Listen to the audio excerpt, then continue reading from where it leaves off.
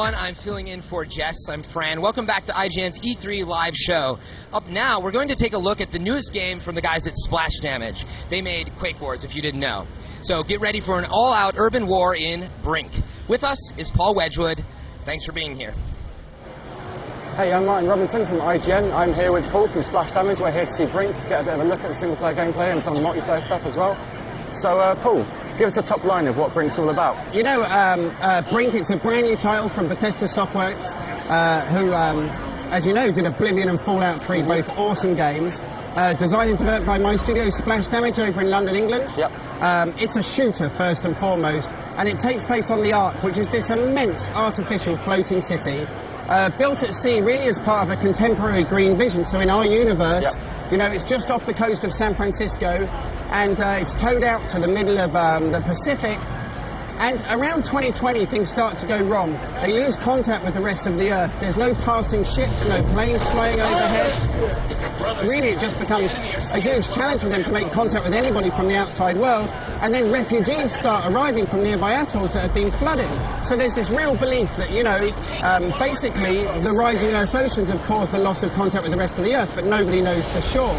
As a player, you come into the game around 2045, and now resources are running really low, and it's become the focus of this isolated and horrific conflict, really between competing social factions.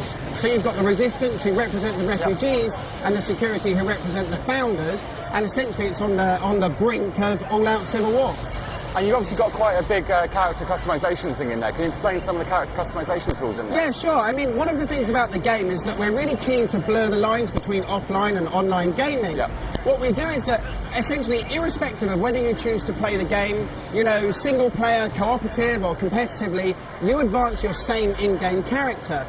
So you earn experience points for all of the missions that you complete.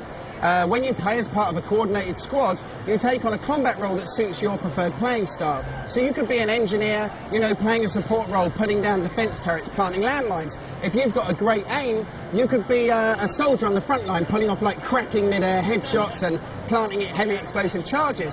But all of your successes earn you experience points, and you can spend them on these cool outfit upgrades and modifications.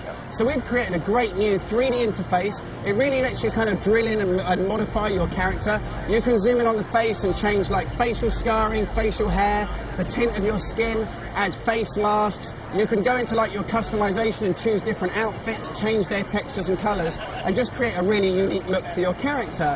On top of that, we also have an ability system. The idea behind the ability system is really straightforward. If you want, you can run and gun and just treat it like that style of game, but you can also specialize in combat roles and buy loads of cool abilities that allow you to, you know, play with cool items, gadgets, tools and stuff. And then on top of that, we also have a new weapon modification system. And the goal behind this is straightforward. You should be able to drill in on any useful component of a weapon and add scopes, red dot sights, you know, stick silencers on it, maybe things like muzzle brakes that reduce the spread, add a front grip so it doesn't recoil as much, maybe even add a magazine so you can have extended magazines for the hardcore, you know, that like to use like burst fire mode down the middle of the scope, or things like big John Dillinger style drum magazines for people like my dad who really just spray and pray. So with the character customization as well, am I right in thinking that if you build a slightly heavier character, they're going to have to take a bit more damage or be a bit slower? Yeah, we have 3 different body types that you can play as. You can be a big guy who's less agile, but he's able to use half a dozen really unique weapons, big miniguns, grenade launchers, that kind of thing. You can play as a medium body type who's able to make use of a new movement system that we call Smart, and he has a good general range of assault rifles, submachine guns and pistols. And then we have the skinny body type who essentially can parkour, and that guy can only use submachine guns because he's really light. You mentioned Smart just then. That's part. I've seen that in motion before. That's kind of the way you move around, the quite dynamic way you move around levels. Yeah, I mean, essentially Smart, what it does, it stands for smooth movement across random terrain. And the goal behind it really was quite straightforward. You know, we've been making shooters for about 10 years, and we've always been frustrated by those artificial constraints. You know, the notion that you walk up to a table, and because it's 2 inches too high, you can't jump up on top of that table.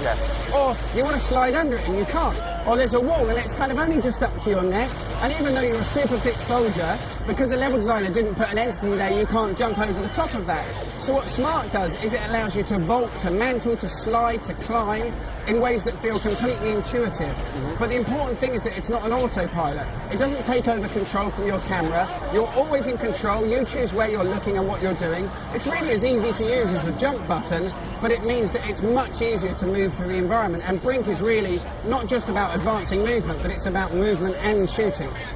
There's also a really, really cool art style going throughout the whole game. Can you tell us a little bit more about who was behind that and how that kind of comes together? Well, you know, about 2 years ago, we hired a great art director called Olivier Leonardi. Olivier Leonardi is the guy that did Prince of Persia, The Two Thrones, Rainbow Six Vegas. And when he arrived, we started talking to him about our ideas for this huge floating city, and he just really wanted to make it stylistic, you know. As far as he was concerned, we wanted to be hyper-realism. He wanted to have exaggerated proportions in the characters, and, you know, in his own words, he wanted to put the colour back in shooters. We argued about that stuff a bit in the beginning. You know, I came from a background of doing a lot of purely realistic games.